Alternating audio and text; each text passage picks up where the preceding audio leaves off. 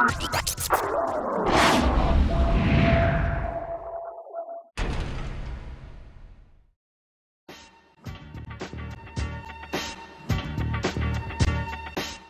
avez toujours rêvé d'être Sherlock Holmes?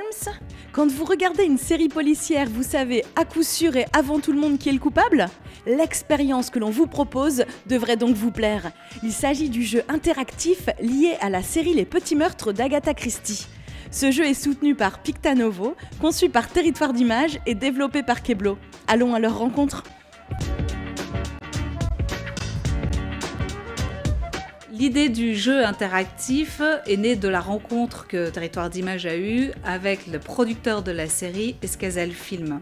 On s'est rencontrés et ils avaient envie d'enrichir leur programme, d'où cette proposition qu'on leur a faite de scénariser un jeu, une expérience qui est devenue après une expérience live pour enrichir la série et qu'ils puissent avoir eux un programme encore plus abouti qui aille plus loin. En fait, c'est la première fois que pendant la diffusion d'une série de fiction sur la télé française, on va pouvoir jouer sur une tablette ou sur un ordinateur en synchronisation et en direct total.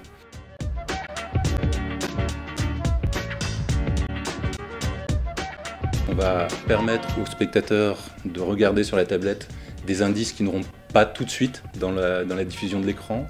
On va leur permettre d'avoir les fiches sur les personnages, quels sont leurs mobiles, pourquoi un tel et un tel pourraient être le coupable. Et tout ça, ça nourrit quoi? Ça nourrit de l'échange, ça nourrit de la conversation qu'on va retrouver sur les réseaux sociaux, notamment Twitter, qui sera présent via un fil tout au long de l'épisode, qui va s'auto-nourrir des réflexions de chacun, puis que nous, on va aussi alimenter ponctuellement de petits éléments liés à l'enquête. On pourrait presque, si on ne voulait pas faire l'enquête sur les petits jeux, la faire via le fil de Twitter.